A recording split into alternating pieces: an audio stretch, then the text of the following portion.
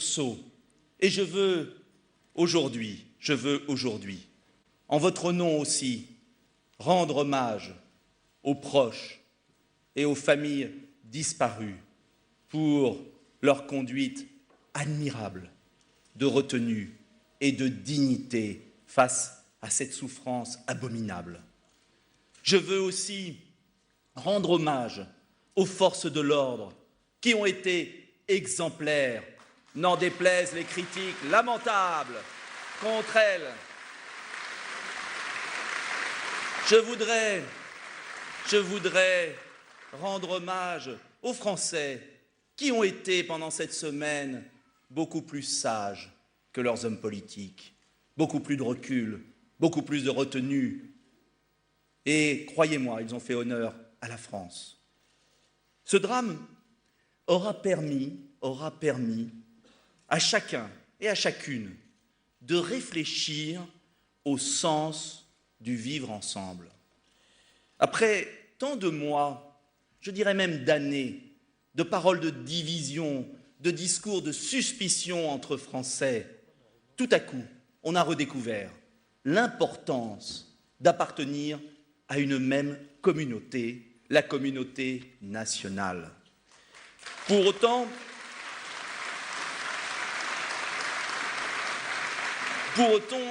ne sombrons pas dans l'angélisme des bons sentiments qui masquerait les failles de notre société, les dérives des comportements, les lâchetés du monde politique.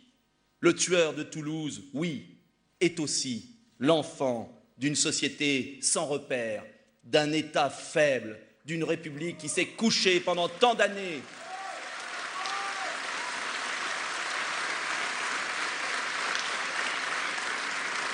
Il serait trop facile de céder à cet unanimisme nécessaire, mais s'il n'était que de façade.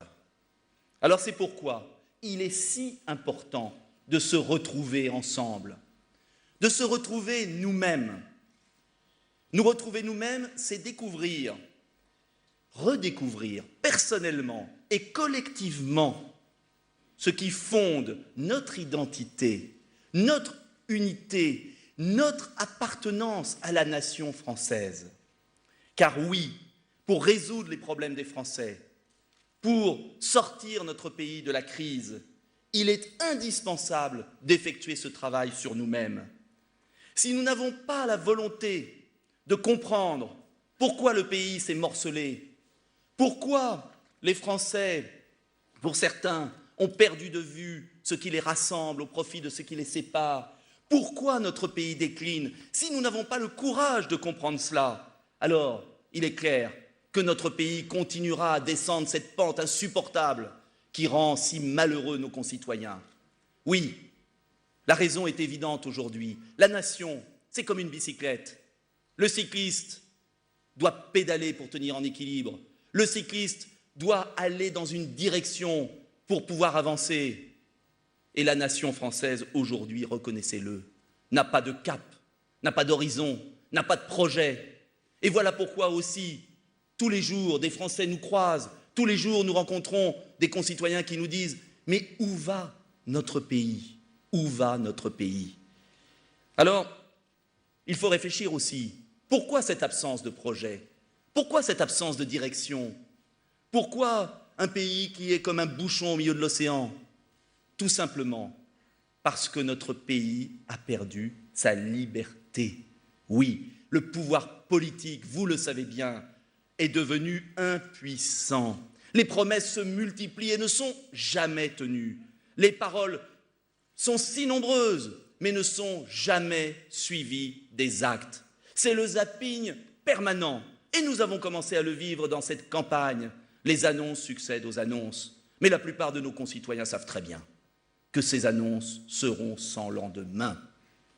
Alors, pourquoi ? Tout simplement parce que depuis 30 ans, ce sont en vérité les mêmes qui nous gouvernent. Sous Mitterrand, le socialiste, sous Chirac, le centriste, sous Sarkozy, l'homme de droite, tous les gouvernements se sont succédés et ont tous échoué. Tous échoués. Le chômage, la pauvreté, les impôts, la dette, l'insécurité ont explosé. À la fin de chaque gouvernement, quelles que soient les bonnes volontés, ici ou là, les personnalités qui peuvent être attachantes au regard de votre parti politique, si vous en avez encore un, après chaque gouvernement, le bilan était plus mauvais qu'au départ. Chaque gouvernement a laissé la France dans un état pire qu'il ne l'a trouvé. Or, la raison d'être de la politique, les maires qui sont ici dans la salle le savent, notre seul objectif, comme maire, c'est de laisser la commune dans un meilleur état qu'on ne l'a trouvé. Et le seul objectif que devrait avoir un président de la République, c'est de laisser le pays dans un meilleur état qu'il ne l'a trouvé. En l'occurrence, cela n'a pas été le cas.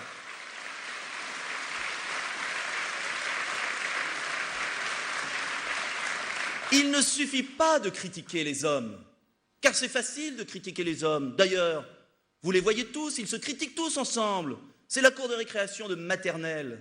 Il ne suffit pas de critiquer les hommes. Il faut comprendre pourquoi les hommes n'ont pas de résultats. Il faut comprendre pourquoi nos gouvernements n'obtiennent pas de bilan concret qui permettrait de redonner corps à notre démocratie. La raison, là aussi, est très simple. Il suffit d'observer. Il suffit d'observer. Les gouvernements font semblant de gouverner. Les gouvernements ont abandonné le pouvoir, le vrai pouvoir, le pouvoir d'agir, le vôtre, le pouvoir issu du suffrage universel. Ils l'ont abandonné à des autorités non élues. Ils l'ont abandonné à Bruxelles. Ils l'ont abandonné auprès des marchés financiers. Ils l'ont abandonné auprès des multinationales. Ils l'ont abandonné aux féodalités intérieures. Ces puissances de l'argent qui ont capturé notre électricité, notre gaz, nos autoroutes, notre compagnie pétrolière. Alors oui, bien sûr, à partir du moment où les élus du suffrage universel, le président de la République, les députés, les sénateurs, ne font que courber l'échine face aux intérêts financiers, extérieurs ou intérieurs, eh bien évidemment, ces intérêts financiers ne gouvernent pas, sachez-le, et vous l'avez bien compris, dans l'intérêt du peuple.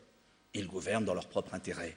Et voilà pourquoi, depuis des années, le pouvoir politique est impuissant. Voilà pourquoi les Français s'interrogent. Voilà pourquoi la vie politique tourne à vide. Et voilà pourquoi aujourd'hui vous êtes réunis ici avec moi, parce que nous avons la volonté de rendre au pouvoir politique le pouvoir de changer les choses. C'est ça notre combat principal.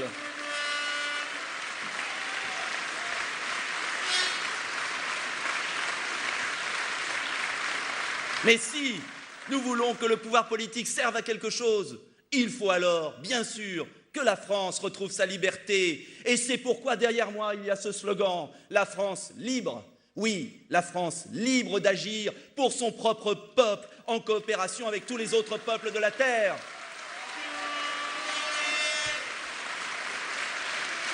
C'est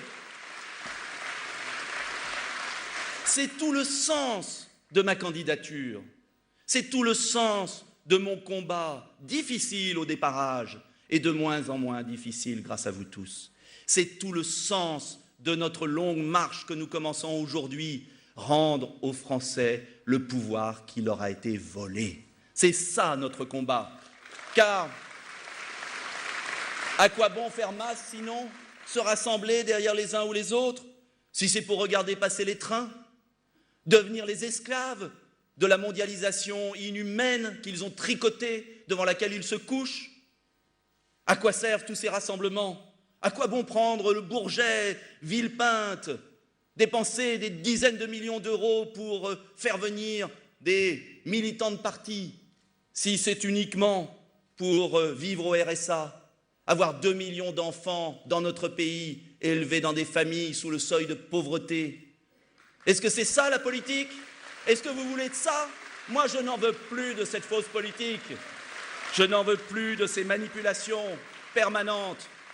Ça fait d'ailleurs 6 mois qu'on les voit s'agiter le Sark Hollande. Mais pourquoi se présente-t-il au nom de la conservation du pouvoir pour l'un, pour cette petite bande du CAC 40, dont les membres se sont renvoyés l'ascenseur depuis 5 ans? C'est ça qu'on le veut? Ou au nom d'un faux changement que nous promettent quelques nostalgiques de l'ère Mitterrand, qui savent très bien qu'ils ne changeront rien, si ce n'est peut-être leur situation personnelle? Eh bien, la France mérite mieux que cela. Elle mérite mieux. Elle mérite mieux que cette confiscation du débat par ceux qui ont échoué, qui depuis 30 ans monopolisent la vie politique du pays et qui voudraient continuer encore, alors qu'ils ont abdiqué, qu'ils ne veulent pas changer le cadre de l'action qui les conduit à l'impuissance totale. Mais c'est incroyable que ça continue, c'est incroyable qu'ils veuillent toujours être présents alors qu'ils ont échoué dans votre entreprise, dans votre syndicat, dans votre association, dans vos médias. Si vos patrons avaient échoué, il y a longtemps que vous les auriez virés. Et nous, ça fait 30 ans que ça dure, à tour de rôle, l'un après l'autre. Ils font semblant de s'écharper sur des détails, mais au fond, ils ont accepté ce système terrible qui brise notre pays, qui le ruine, qui fait souffrir les Français. Ce système européiste, mondialiste, qui vend la France, il la livre, oui, il la livre à Bruxelles, il la livre au marché financier, parce qu'au fond, il ne croit plus à la capacité des Français d'être un peuple libre. Il ne croit plus à la capacité des Français de valoriser nos merveilleux atouts, car notre peuple est beaucoup plus grand qu'il ne le croit. Le peuple français n'est pas feignant, le peuple français est travailleur, le peuple français a fait de grandes choses dans l'histoire. Et pourquoi le peuple français ne pourrait pas, à nouveau, faire de très grandes choses ?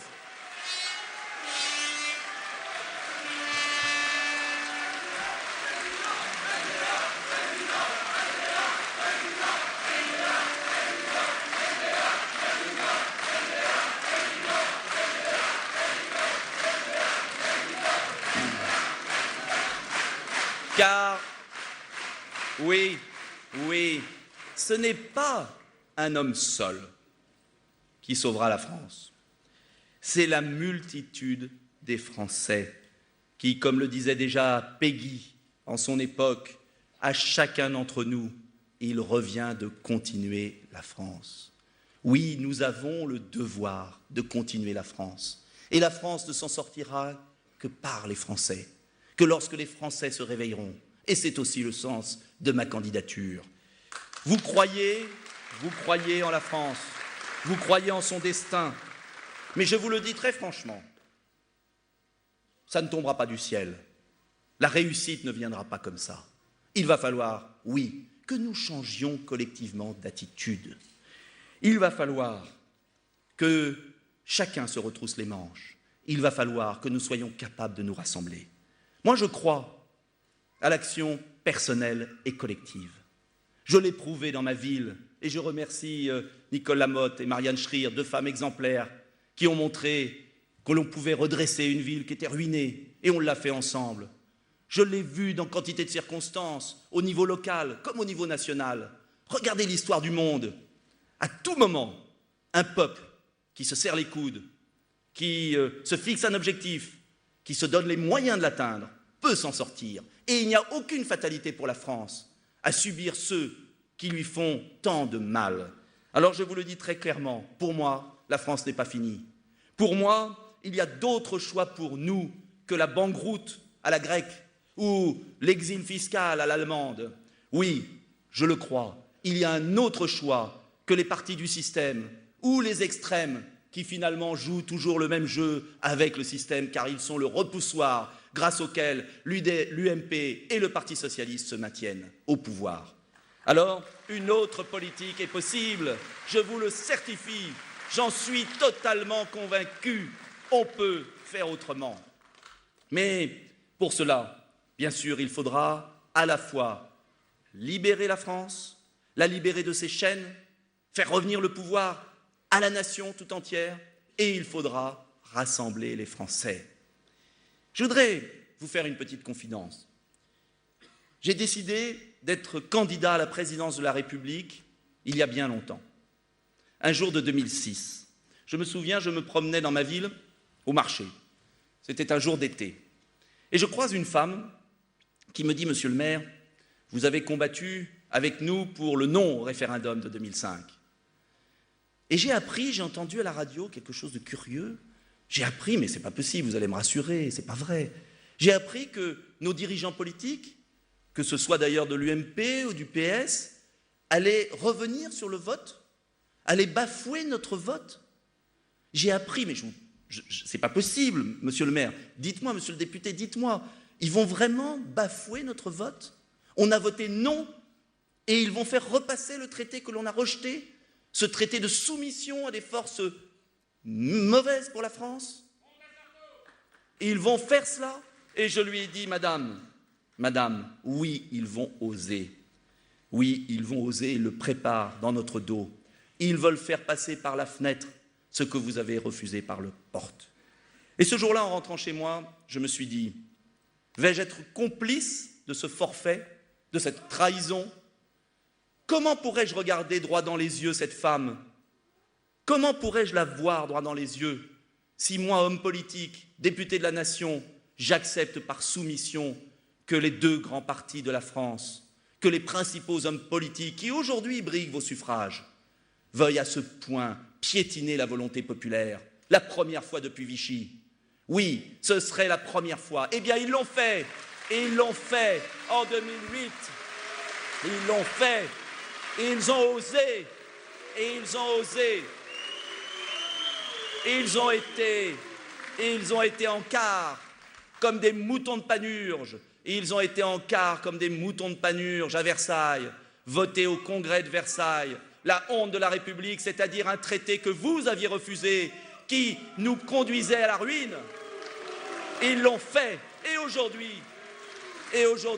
ils sont devant vous comme si de rien n'était, à visiter les usines qui ferment. Nous avons eu le représentant de Schindler qui symbolisait ces 1000 entreprises industrielles qui ont fermé.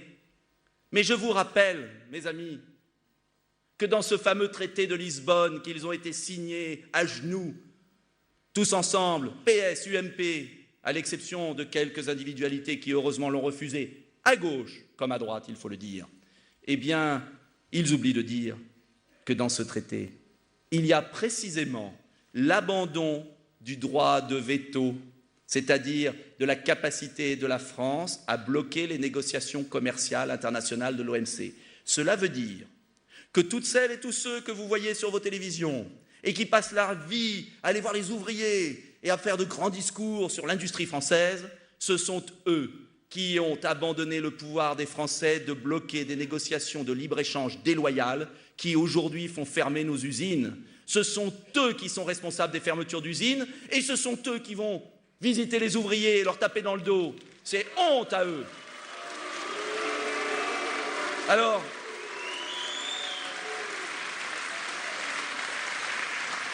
Alors oui, je suis candidat à la présidence de la République parce que je crois profondément qu'une autre politique est possible, car j'ai confiance dans mon peuple, car je sais qu'on peut changer le cours des choses. Je suis candidat à la présidence de la République pour cette femme qui représente les 55% de Français qui avaient voté non, et tous les autres d'ailleurs qui se sont aussi étonnés qu'on bafoue le vote des Français. Je suis candidat à la présidence de la République pour ces visages que j'ai croisés tout au long de cette année en allant à la rencontre des maires de France, que je salue d'ailleurs. Et on peut les applaudir bien fort car nous avons eu 730 parrainages. Oui,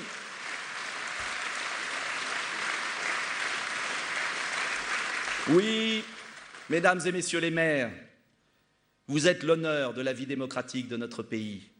Vous avez résisté aux pressions, vous avez résisté aux menaces. Vous êtes les piliers sur tout le territoire de la France, de l'édifice. Vous l'empêchez de tomber. Vous êtes les nouveaux hussards de la République. Quand les Français ont des difficultés, ils se tournent vers les maires. Et je veux les saluer. Je serai le seul candidat qui est maire, c'est-à-dire qui est enraciné dans notre pays. Et à ce titre, je peux vous dire, je serai le porte-parole de tous ces territoires de la France que l'on oublie, de tous ces territoires ruraux qui sont si méprisés, alors que tant d'habitants et que tant de richesses y sont.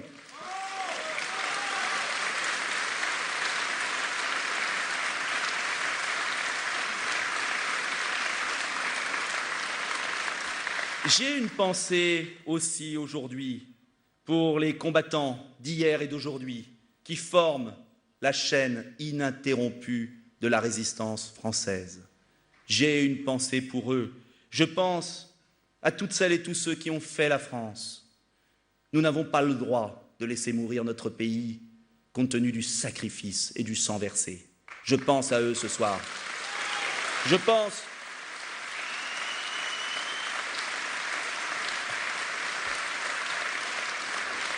pense aussi aux patriotes qui, plus proches de nous, ont alerté, prévenu, ont tout dit, tout écrit, il y a 20 ans, quand tous ces moutons de Panurge allaient signer tous ces traités qui vous ont dépossédés du pouvoir d'agir. Je pense à notre si regretté Philippe Séguin, qui avait tout écrit. Je pense à lui très fort. Je pense à Philippe de Villiers, je pense à Jean-Pierre Chevènement, n'en déplaise son soutien hasardeux à François Hollande. Je pense à toutes celles et tous ceux qui sont là et qui ont été sur toutes les routes de France pour convaincre les maires. Je pense à vous tous, militants, bénévoles, sympathisants, qui ont accepté de partir, oui, au moment où nous traversions le désert, qui ont accepté de quitter les grands partis, les grandes familles, comme ils disent, parce qu'elles avaient compris, parce qu'ils ont compris que tout cela tournait à vide et que cela ne servait plus la France. Je vous remercie du fond de mon cœur. Alors oui, je serai le porte-parole de cette France invisible qui est si méprisée sur les plateaux de télévision par les fameux experts qui sont payés par les banques. Je serai le porte-parole de ces éleveurs, oui, de ces éleveurs qui tirent le lait de leurs vaches uniquement par respect pour elles, parce que cela ne leur rapporte absolument plus rien. Oui, je serai le porte-parole de ces ouvriers qui sont jetés comme des chiens, Plus d'1 million en France en un peu plus de 10 ans. Plus d'1 million en France en un peu plus de 10 ans. Et on parle tous les jours de la dette, mais la dette, elle est liée bien évidemment à la perte de recettes fiscales, sociales, liées à ces délocalisations que l'on a cachées pendant des années et que maintenant on regarde, sans comprendre pourquoi elles sont là, ces délocalisations, sans comprendre que l'on ne peut pas mettre en concurrence un modèle social comme le nôtre avec des esclaves en Chine qui travaillent pour 50 € par mois.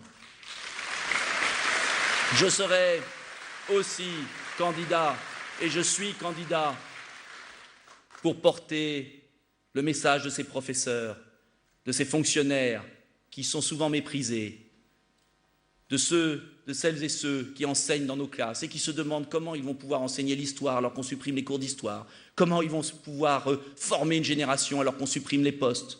Et je pense pareil à nos policiers, à nos gendarmes, à nos infirmières, à tous ceux qui font vivre la France, qui apportent un service public et qui sont totalement négligés dans notre pays. Je serai et je suis le candidat aussi de ces artisans, de ces commerçants, de ces petits entrepreneurs qui sont tondus en permanence pour que les grands groupes du CAC 40 puissent délocaliser et ne pas payer d'impôts. Alors oui, ce sont les artisans, les commerçants, les PME qui payent. Et pourtant, ce sont eux qui créent les emplois dans notre pays. Quelle injustice! Mais nous gagnerons. Et comme le disait Victor Hugo, il n'y a rien de plus fort qu'une idée dont l'heure est arrivée. Alors, l'idée dont l'heure est arrivée, c'est bien sûr la liberté de la France. Et c'est pourquoi n'attendez en rien de Hollande, Sarkozy ou Bayrou qu'ils apportent les vraies questions, les vraies solutions dans cette campagne électorale. Ils ne veulent d'ailleurs pas de campagne électorale. Avez-vous remarqué comme quoi tout est fait pour qu'il n'y ait pas de campagne électorale? Depuis des mois, ils occupent l'espace médiatique. Ils font semblant de se diviser sur l'accessoire. Bien évidemment parce qu'ils sont d'accord sur l'essentiel. Prenez François Bayrou et son produire français. Certes, l'homme est plus terrien que le président actuel et sans doute beaucoup plus solide que son concurrent socialiste. Mais François Bayrou reste l'enfant caché de Nicolas Sarkozy et de François Hollande. Il a signé tous les traités. Il a signé tous les abandons de souveraineté. Il continue d'adorer la Commission de Bruxelles et les technocrates non élus. Il en veut même plus. Il continue de tolérer les milliards d'euros gaspillés en pure perte pour sauver les banques en Grèce et au Portugal, sans sauver bien sûr les peuples. Il continue de rêver à une Europe fédérale, utopique, qui ne sert en réalité que la finance. Quant à Nicolas Sarkozy, quand j'entrais dans la salle, un collaborateur venait de m'apprendre qu'il était rentré dans le Guinness Book des records, dans 2 catégories. Le record du nombre d'annonces jamais suivies d'effets, le record hors catégorie du nombre de promesses jamais tenues. Et le pire, c'est que sans aucun complexe, il recommence la campagne de 2007, mais, excusez-moi, dites-lui que l'on n'est plus en 2007, mais qu'on est en 2012, il n'a pas vu le temps passer. Et il ne suffit pas d'enlever sa Rolex pour être le candidat du peuple, croyez-moi. Quant à François Hollande, mon Dieu, l'homme du fameux changement, c'est maintenant. Mais quel changement? Quel changement? Lui qui a signé le traité de Lisbonne, lui qui se couche comme les autres devant l'Organisation mondiale du chômage, du commerce, qui est présidée par son ami M. Pascal Lamy, lui qui ose aller à la City, montrer patte blanche, pour dire exactement le contraire de ce qu'il avait dit au Bourget avec François Hollande, alors là, je vous le dis très clairement, la finance, François Hollande comme ennemi, la finance a de beaux jours devant elle. Ce n'est pas le changement maintenant, c'est le changement tellement lentement que, bien évidemment, la France aura sombré, car la mondialisation est impitoyable pour les pays faibles. Et croyez-moi, ce n'est pas le vieux loup de mer ou le capitaine Houlancourt, Mélenchon, qui va changer quelque chose, car je prends le pari qu'entre les 2 tours, il viendra sur le pédalo socialiste avec joie. Ils occupent la galerie. Ils occupent la galerie, tous les 3. Ils font le spectacle. Alors certes, c'est vrai. Parfois, ils effleurent des sujets. Ah oui, ils ont quand même vu qu'il y avait 1 million d'emplois industriels délocalisés. Mais ils ne font que l'effleurer parce qu'ils dissimulent systématiquement les causes du mal. Le libre-échange déloyal et la nécessité absolue de mettre en œuvre un protectionnisme. L'euro trop cher et la nécessité absolue de se libérer des marchés financiers. Le laxisme judiciaire et l'absence de frontières, si on veut vraiment rétablir la sécurité, rétablir nos frontières, pour éviter le trafic d'armes que l'on voit aujourd'hui dans notre pays. Leur monde à eux,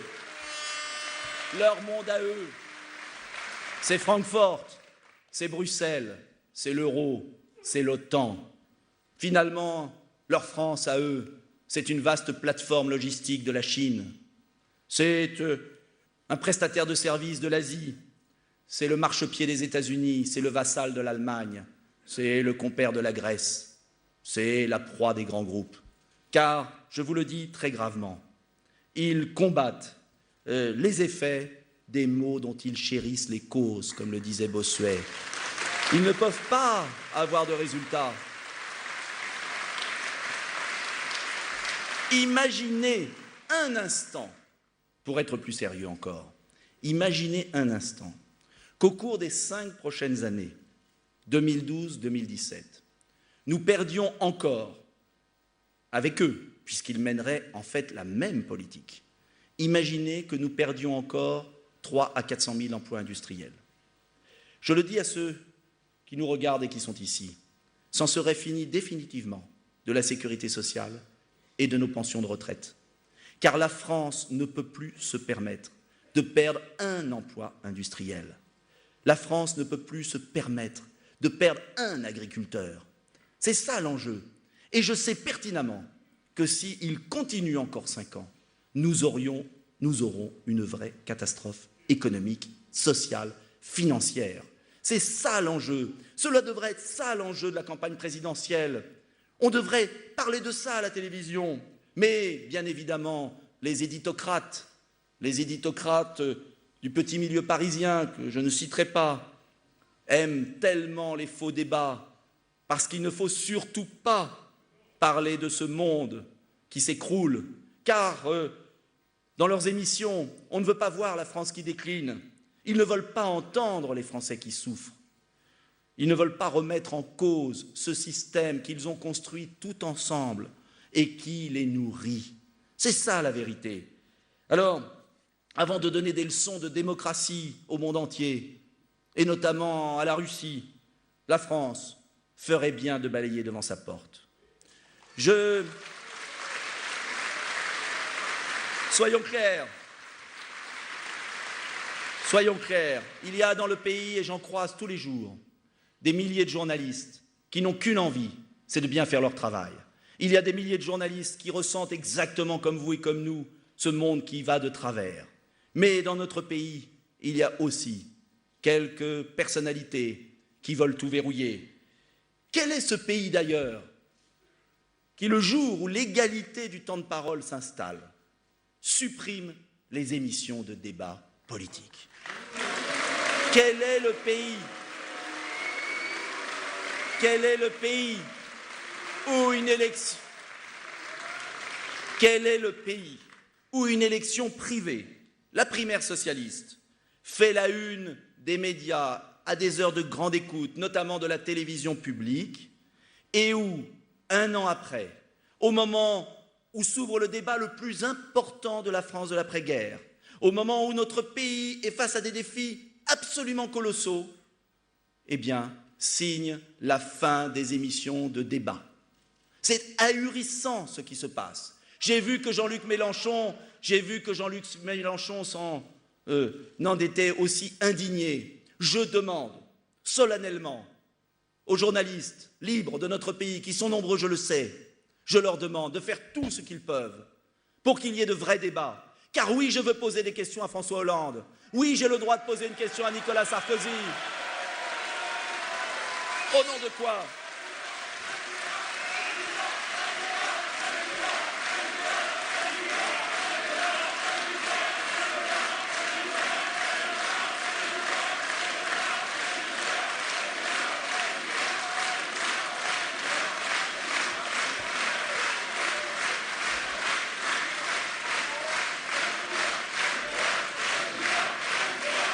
Oui, je veux pouvoir dire à Nicolas Sarkozy, expliquez-moi, monsieur le Président, expliquez-moi comment vous, qui maintenant luttez contre l'Europe passoire, avez-vous pu vous priver du seul moyen que vous aviez d'éviter les importations à bon marché? Que répondra-t-il? Je veux pouvoir demander à monsieur Hollande, vous qui êtes prisonnier de l'OMC, vous qui allez à Londres, comment allez-vous rétablir la justice sociale dans notre pays? Mais en vérité, il n'y a pas d'émission politique dans notre pays. Il n'y a pas d'émission de débat. Il n'y aura pas de contradiction avant le premier tour de scrutin parce que les 3 principaux candidats, Bayrou, Hollande, Sarkozy, défendent le même système et qu'on ne veut surtout pas que les Mélenchon, que les Dupont-Aignan posent des questions. Alors, oui, je vous le dis, je vais faire campagne et vous allez le faire. Et partout où je passerai, je dirai la même chose aux Français. On est en train de vous voler l'élection présidentielle. On est en train de vous voler le premier tour. Cette manipulation gigantesque est amplifiée par l'utilisation abusive des sondages manipulés, des sondages truqués, des sondages qui ne représentent pas la réalité. Et vous le savez tous, nous avions à une époque proposition de loi de 2 sénateurs, Jean-Pierre Sueur et un sénateur du Valois, Portelli, demander une seule chose, qu'à chaque commentaire de sondage, on dise la vérité. La vérité, c'est la marge d'erreur de 3%. Et si on disait la vérité aux Français, qu'on passe leur vie à commenter des sondages qui ne veulent rien dire, eh bien moi je préfère le suffrage de 45 millions d'électeurs au sondage téléphonique de 900 personnes.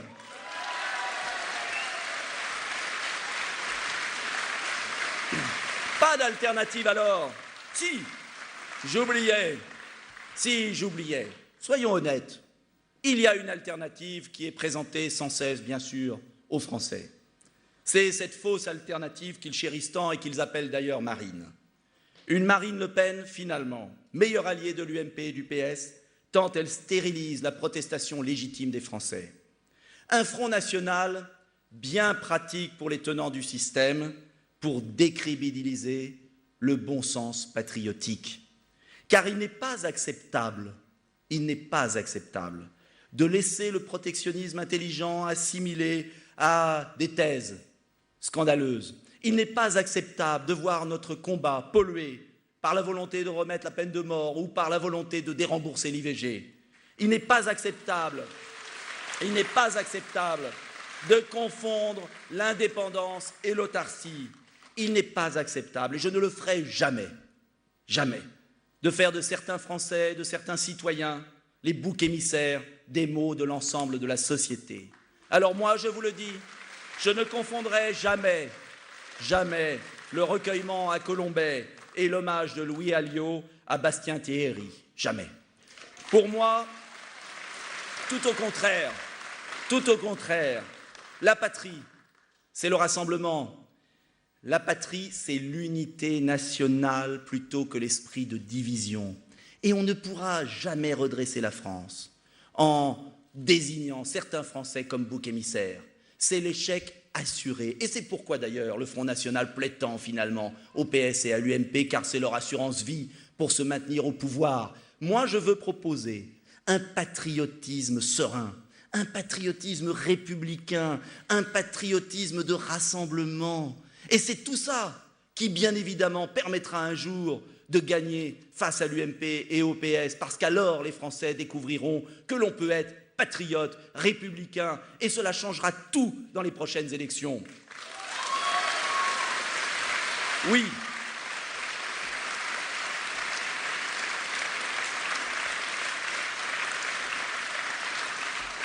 Oui, le rassemblement des Français est indissociable de la liberté de la France. Et tant qu'on ne comprendra pas cela, on ne réussira pas à redresser notre pays. Alors, certains, c'est vrai, vous promettent la liberté, mais ils portent un message d'extrême gauche ou d'extrême droite qui leur interdira de rassembler les Français. D'autres vous promettent le rassemblement, mais ce rassemblement est fondé sur l'abandon de la nation et la soumission aux puissances extérieures. Et voilà pourquoi je suis porteur d'un double message que je répéterai inlassablement, un message d'indépendance pour une France libre et un message d'espérance pour des Français rassemblés. C'est la seule solution pour changer notre pays. Alors soyons concrets, car derrière ces grands mots essentiels, il y a des mesures concrètes susceptibles de changer la vie de nos concitoyens. La France libre, d'abord, c'est le protectionnisme intelligent. Alors ça veut dire quoi, le protectionnisme intelligent? Ça veut dire tout simplement rétablir les conditions loyales de l'échange.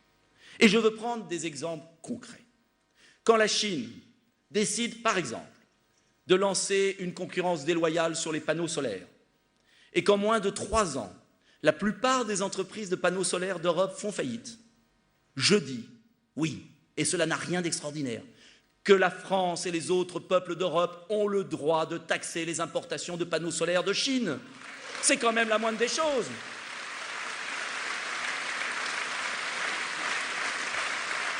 Quand la Chine décide du dumping social et environnemental sur la fabrication des pneumatiques et met en péril une entreprise comme Michelin, met en péril toute l'industrie du centre de la France, qu'au même moment, les États-Unis, le Congrès américain, met des droits de douane pour protéger les ouvriers américains, et que l'Europe se couche jeudi, que c'est le devoir de la France de mettre une taxe sur les importations sauvages, inacceptables, et de défendre ses ouvriers.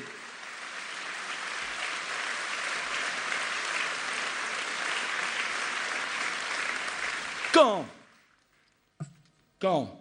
une entreprise comme celle de tout à l'heure, Schindler, des ascenseurs, délocalise la dernière usine de fabrication d'ascenseurs de France pour aller faire encore plus de profit en Slovaquie, je dis qu'il est tout à fait possible d'interdire de tous les achats publics les produits qui viendront de cette entreprise. Car les achats publics, c'est l'argent du contribuable qui est dépensé par les communes, par les départements, par les régions, par l'État.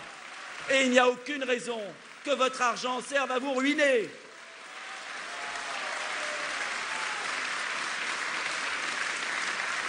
Alors oui, il est possible d'agir autrement. Et pourquoi?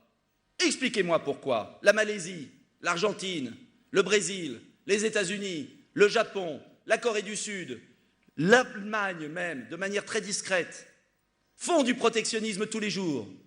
Et pourquoi la France n'aurait pas le droit? Expliquez-moi pourquoi, il y a quelques semaines, l'Union européenne a signé un accord de libre-échange déloyal avec la Corée du Sud.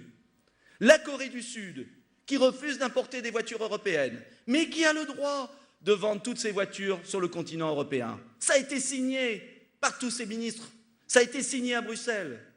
Je pourrais prendre un autre exemple. Soyons concrets, parce qu'on nous caricature toujours. Les bouteilles d'Evian et de Volvic sont désormais interdites en Chine, car les bouteilles seraient dangereuses pour la santé. Oui? Vous croyez que le gouvernement français a réagi? Non. Vous croyez que la Commission européenne a réagi? Non. Peugeot, soyons concrets, Peugeot délocalise 18% de ses chercheurs en Chine, à Shanghai, car la Chine a exigé que la recherche de l'entreprise Peugeot se fasse en Chine si Peugeot veut vouloir vendre des voitures. Mais nous n'exigeons pas que des entreprises chinoises produisent en Chine s'ils veulent vendre en Chine, en France. Pourquoi? Expliquez-moi pourquoi la France et l'Union européenne sont les idiots utiles de ce village mondial. Pourquoi nous n'avons pas le droit de défendre nos intérêts, notre modèle social, notre civilisation? Eh bien, je vais vous le dire. Parce qu'on a laissé confisquer l'Union européenne.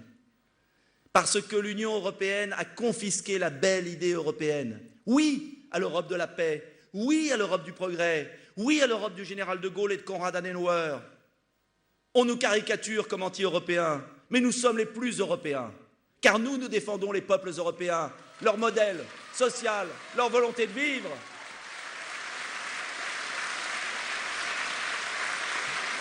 Alors moi, je ne veux pas d'une Europe passoire, d'une Europe du chômage, d'une Europe de la ruine. Mais la différence entre moi et les autres, c'est que moi, je propose des mesures concrètes pour changer cela. Et je sais que cela est possible. Je sais qu'on peut y arriver. Faut-il encore avoir de la volonté? Cela veut dire, faut-il encore se libérer de l'Union européenne telle qu'elle est? Cela veut dire renégocier l'ensemble des traités.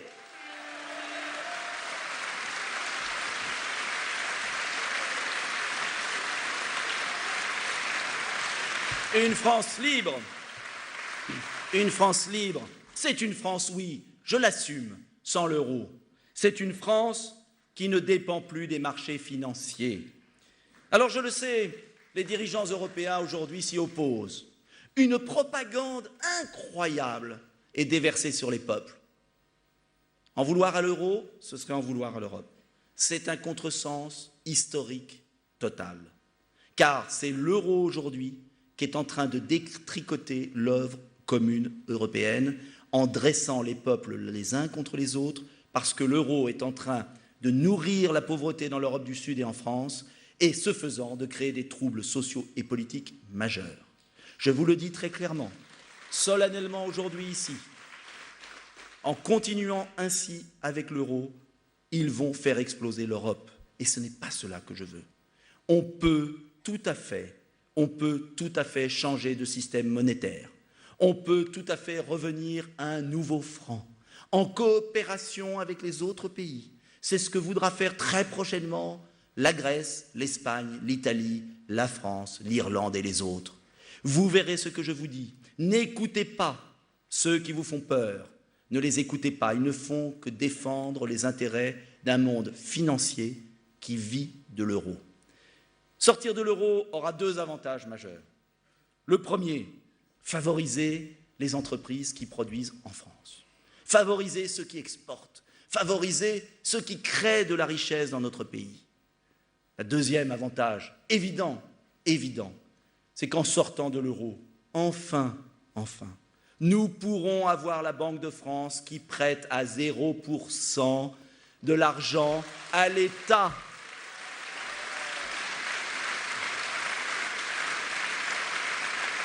N'oubliez jamais que les grands programmes qui font aujourd'hui la richesse de la France, Airbus, Ariane, le TGV, les centrales nucléaires, les grands programmes qui nourrissent les Français aujourd'hui, ont été créés il y a 50 ans par le général de Gaulle grâce à des prêts à taux zéro de la Banque de France. Il n'y a aucune raison de laisser spolier les peuples d'Europe par des taux d'intérêt exorbitants. Il n'y a aucune raison d'accepter que la Banque centrale européenne prête de l'argent gratuit aux banques privées pour 1 000 milliards d'euros, c'est votre argent, 1 000 milliards d'euros prêtés à 1% de l'argent quasiment gratuit à Noël jusqu'à aujourd'hui, et que ces mêmes banques privées, profitant de votre argent, reprêtent aux États entre 2, 3 et 20% d'intérêt. Cela veut dire quoi? Cela veut dire que l'argent du peuple européen, l'argent de tous les Européens, des différents peuples, est utilisé pour nourrir la finance et pour asphyxier les peuples. C'est aberrant, cela ne s'est jamais vu. Même Jefferson, Lincoln, tous les grands présidents américains ont toujours critiqué cela. Tous les gens qui sont attachés à la liberté et à la démocratie s'indignent de cela. Alors je vous le dis très clairement, si l'on veut résoudre le problème du chômage, si l'on veut réduire les déficits et la dette, si l'on veut, comme je le propose, baisser l'impôt sur les sociétés de moitié pour les PME qui investissent en France, il faut arrêter de payer des intérêts exorbitants qui nous ruinent. Dans le projet qui est le mien, nous réussirons en 5 ans à diminuer la facture d'intérêt de 20 milliards d'euros. 20 milliards d'euros en moins à payer. Avec ces 20 milliards, nous pourrons remplacer les policiers et les gendarmes qui partent en retraite. Nous pourrons investir dans la science, dans l'éducation. Nous pourrons aussi réduire les charges des PME pour que les PME et les entrepreneurs qui investissent en France soient récompensés, pour que ce soit intéressant d'investir dans notre pays. Et c'est possible. Cela se fait dans d'autres pays. Pourquoi cela ne se ferait pas en France? Vous le voyez, il y a des solutions dès que la France peut retrouver sa liberté. Mais retrouver sa liberté, ce n'est pas seulement se libérer des tutelles extérieures. Bien sûr, il faudra aussi se libérer de l'OTAN, retrouver une politique étrangère indépendante, parler au monde arabe. Bien sûr, je rêve d'une France qui soit à nouveau admirée dans le monde parce qu'elle est libre, parce qu'elle est indépendante des États-Unis, parce qu'elle peut aller au Moyen-Orient pour proposer un plan équilibré, pour reconnaître la Palestine et en même temps défendre l'existence de l'État d'Israël, car il faut que les deux puissent vivre ensemble. Je voudrais une France qui s'adresse à la Russie, je voudrais une France qui parle à l'Amérique latine, je voudrais une France qui ait une position équilibrée, je voudrais une France qui s'adresse à l'Afrique autrement que par le terrifiant discours de Dakar. Je voudrais une France qui propose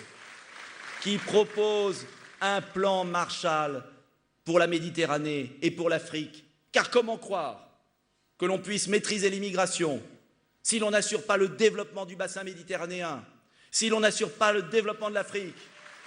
Et vous ne croyez pas que les 1000 milliards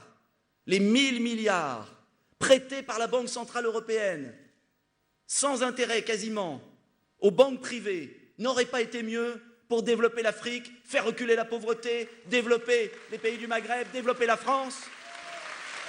Comment imaginer tout cet argent qui va toujours vers les mêmes, vers le monde de la finance, alors même que dans notre propre pays, il y a la misère, que dans notre propre pays, les restos du cœur n'ont jamais eu autant de personnes? Comment imaginer qu'on continue à donner tant d'argent au monde de la finance, qui a créé la crise économique que nous vivons, et que nous laissons l'Afrique tomber, crever, que nous laissons notre propre pays mourir? C'est insensé ce qui se passe. Et bien sûr, aucun des deux candidats qui font l'amusement public de cette campagne n'en parlera et ne proposera de s'en échapper. Alors, vous le voyez, la France libre, cela a un sens très, très, très concret. La France libre aussi, pas seulement vis-à-vis de l'extérieur, car soumise aux intérêts extérieurs, une nation s'affaiblit toujours aussi de l'intérieur et laisse prospérer les corporatismes, les intérêts particuliers, les oligarchies. Nous voici à la merci aujourd'hui des compagnies pétrolières qui jouent leur intérêt sur le dos des Français, sans que l'État ne réagisse. J'ai proposé, oui, de contrôler Total, car Total a été créé par l'argent du contribuable. Total, aujourd'hui, a tué la concurrence en France, fermé les raffineries, prend une marge exorbitante, accapare 12 milliards de profits, ne les réinvestit pas dans la transition énergétique dont nous parlent les écolos à longueur de journée, mais dont il ne prévoit pas les moyens. Je dis que si on veut réussir la transition énergétique française, oui, il faut reprendre une participation dans Total, et je peux faire baisser de 10 centimes le prix de l'essence. De même, il est possible, oui, de retrouver le bien public. Au nom de quoi a-t-on bradé les autoroutes? Au nom de quoi a-t-on vendu pour une bouchée de pain les autoroutes de France? Au nom de quoi des sociétés privées en situation de monopole accumulent 1 milliard d'euros de bénéfices, 24% de taux de profit, uniquement en ayant rétabli l'octroi d'anciens régimes? Je vous le dis, il n'y a aucune raison. D'ailleurs, c'est curieux, ils aiment beaucoup tous l'Allemagne, mais en Allemagne, je remarque qu'il n'y a pas de péage. Alors, s'ils aiment tant l'Allemagne, pourquoi laissent-ils des péages pour les copains, pour des sociétés d'autoroutes, de bâtiments? C'est un véritable scandale. Et je propose la réquisition des autoroutes pour le prix auquel elles ont été vendues. Et je peux vous assurer qu'ainsi, nous pourrons supprimer les péages, oui, sur les tronçons qui ont déjà été payés. En revanche, on laissera les péages pour payer les tronçons nouveaux, car on ne peut pas promettre tout et le contraire de tout. Mais je le dis, ce que je veux faire sur Total, je veux le faire sur les autoroutes, je veux le faire aussi sur EDF-GDF, qui a racketté les Français avec la complicité du gouvernement pour acheter pour 15 milliards d'euros de centrales nucléaires pourries en Grande-Bretagne. Est-ce le métier de EDF de faire cela? Non. Le métier d'EDF, c'est de servir les Français. Le métier d'EDF, c'est de baisser les salaires de ses dirigeants. Le métier d'EDF et de GDF, ce n'est pas de couper le gaz à des pauvres gens, alors même qu'ils ont fait exploser les tarifs, qui ne correspondent même pas au prix d'achat du gaz. Je propose la réappropriation publique d'EDF, GDF, pour contrôler les tarifs.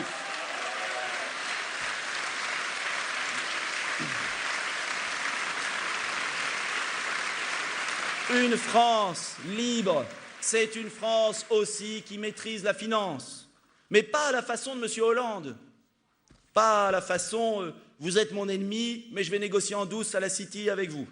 Non, maîtriser la finance, c'est séparer les banques d'investissement des banques de détail. Maîtriser la finance, c'est la remettre au service de l'économie réelle, des entrepreneurs, car je souhaite que le bien public appartiennent à la collectivité publique. Mais je souhaite aussi que les entrepreneurs qui créent de la richesse dans notre pays soient favorisés. Et ce n'est pas incompatible. On peut tout à fait d'un côté avoir un secteur nationalisé qui sert le service public au juste prix, et de l'autre, doper nos entreprises, doper nos PME par une vraie politique qui leur permette d'investir sur le sol français. Ce n'est pas incompatible, c'est au contraire complémentaire.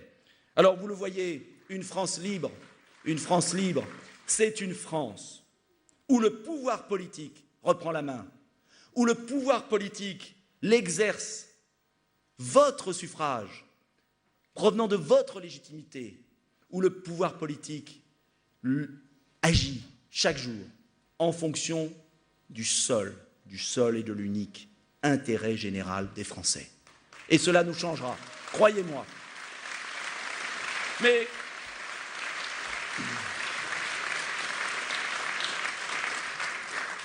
une France libre, cela ne suffit pas.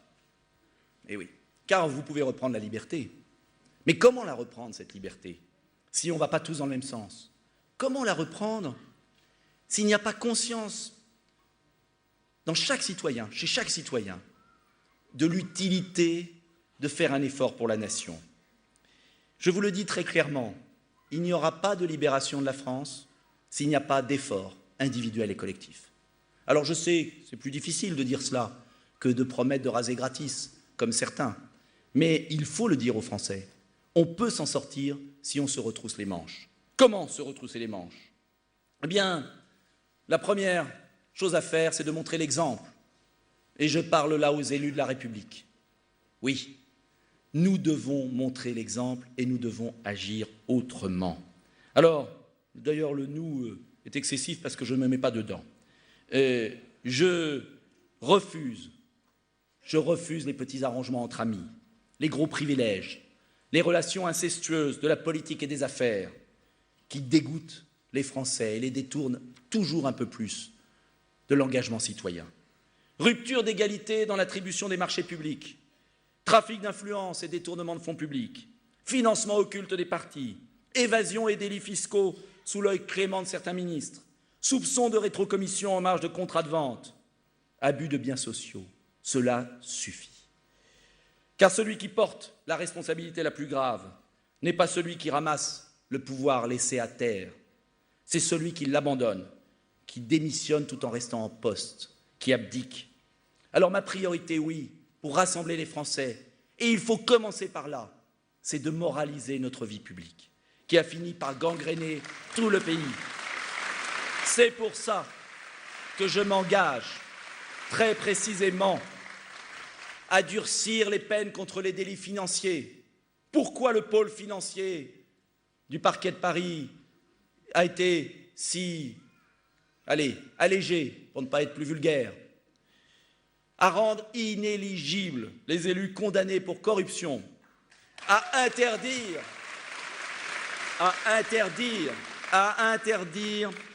écoutez bien, il y a beaucoup de journalistes qui sont très heureux quand je vais dire ça, parce qu'ils le vivent difficilement, à interdire la possession de médias par des groupes qui dépendent des commandes de l'État et notamment des commandes militaires.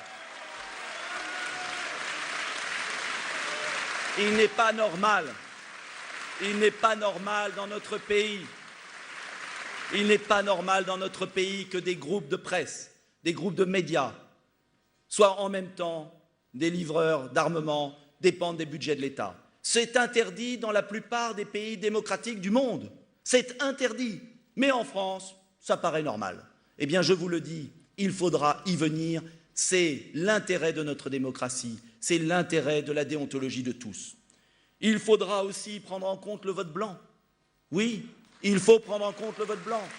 Il faut aussi favoriser les référendums d'initiative populaire. Il faut aussi, bien sûr, que les transferts de souveraineté ne puissent s'exercer qu'après référendum, de même que l'élargissement de l'Union européenne.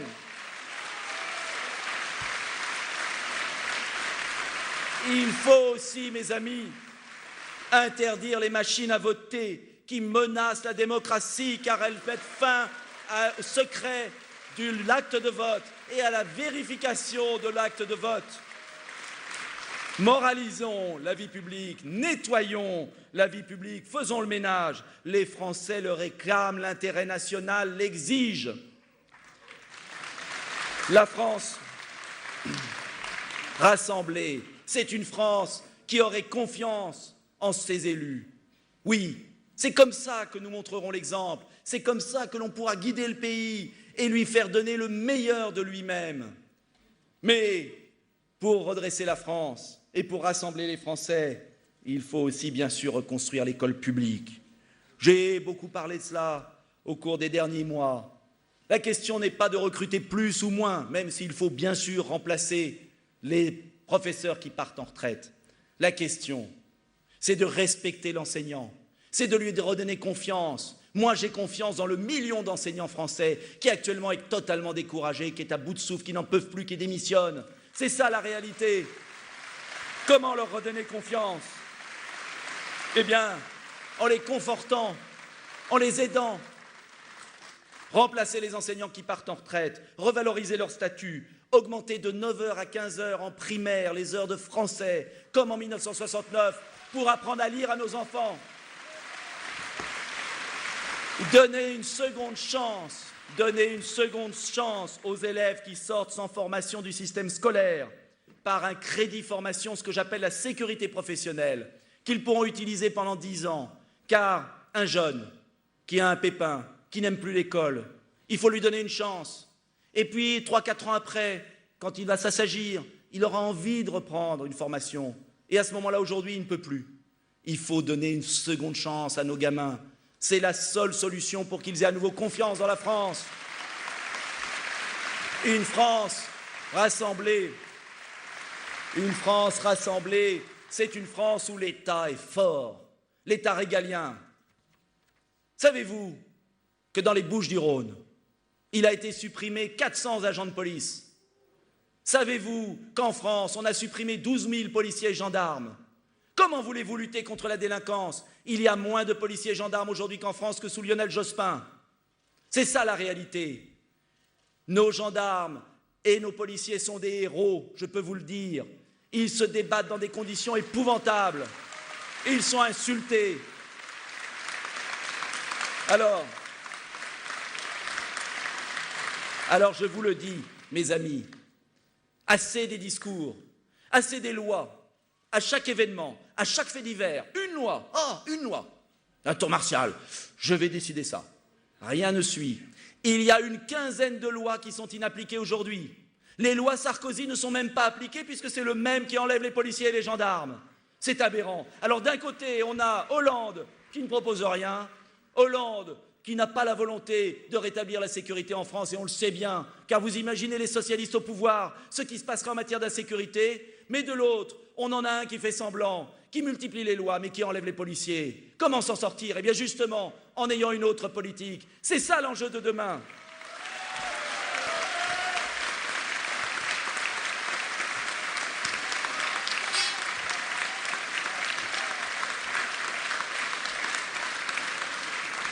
Vous le voyez, mes amis, on peut s'en sortir. Il y a tout à fait la capacité de mener une autre politique pour la France. Et pour conclure mon propos d'aujourd'hui, je voudrais vous le dire comme je le pense. Nous nous sommes, ces dernières années, trop laissés caricaturer. Trop souvent, nous avons été considérés comme des inquiets.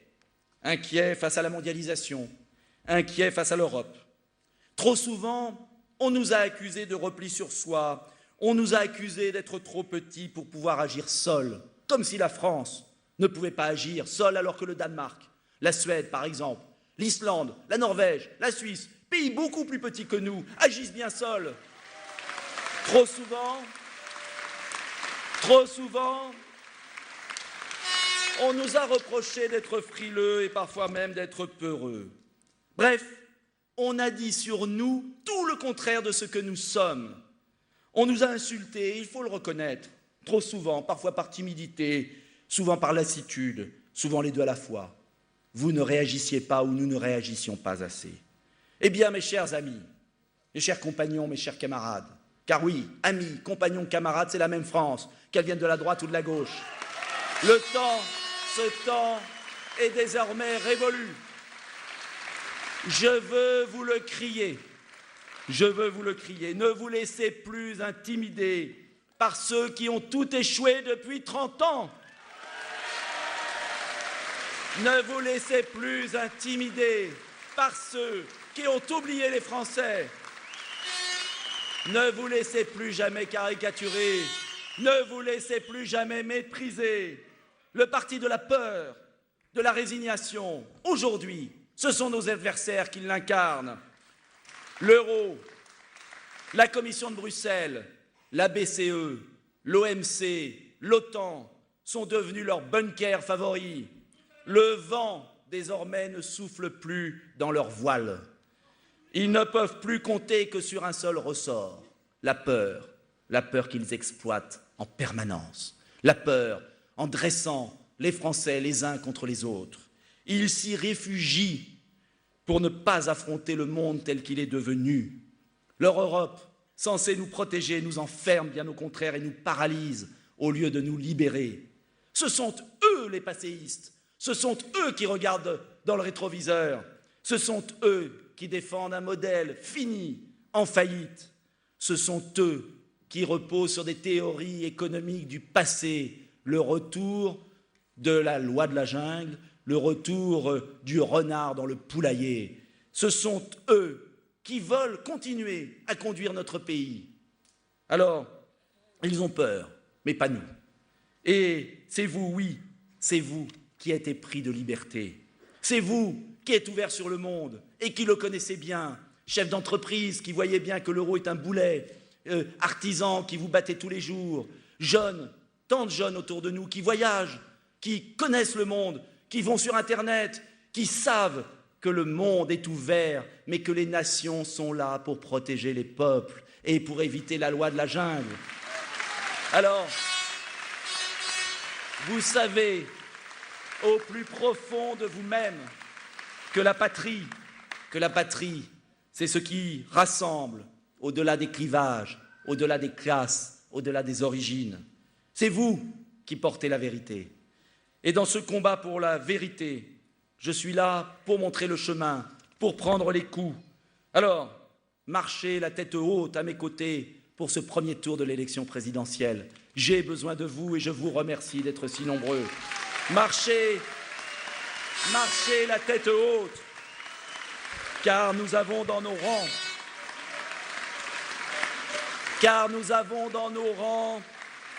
tous ceux qui un jour ont porté le destin de leur pays entre leurs mains, tous ceux qui savaient que la liberté était le bien le plus précieux des pauvres, tous ceux qui savent que la nation protège d'abord les plus faibles d'entre nous.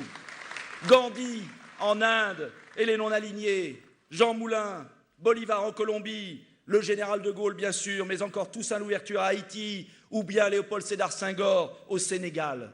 Tous avaient compris que l'indépendance est la condition indispensable au rassemblement de tous les membres d'une seule communauté qui est bien sûr la communauté nationale. Alors oui, mes chers amis, aujourd'hui, je l'affirme, cette guerre pour l'indépendance de notre pays, nous allons la livrer et nous allons la gagner. Nous avons déjà gagné une bataille lors du référendum de 2005. Nous sommes majoritaires, ne l'oubliez jamais. Cette victoire, elle est aujourd'hui encore le ferment de la révolution à venir. Elle est le terreau de nos espérances. En réalité, chers amis, je vous le dis, nous avons déjà gagné la bataille idéologique. À nous, désormais, de faire préférer le parti de la liberté au parti de la peur. Allez désormais sur toutes les routes de France, dire aux Français que seuls peuvent sauver la France, que seuls peuvent se libérer d'une certaine oppression. Et ne vous laissez pas impressionner par les sondages, par les idiotocrates, par les économistes. Continuez votre travail de terrain jusqu'au 22 avril prochain. Et c'est le suffrage qui viendra balayer les sondages. C'est la souveraineté du peuple qui viendra effacer vos doutes. Alors oui, c'est vrai, aujourd'hui, nous sommes certes peut-être un peu plus petits que les autres, mais l'arbre est planté bien plus droit. Il est enraciné dans les profondeurs du pays. L'arbre de la liberté de la France et du rassemblement des Français. L'arbre de la démocratie au service de l'intérêt général. Et c'est l'engrais du suffrage populaire qui va faire de cet arbre un symbole pour les Français, un espoir pour l'avenir. Alors, oui, mes chers compatriotes français, reprenez le pouvoir pour l'amour de la France. Vive la République, vive la France!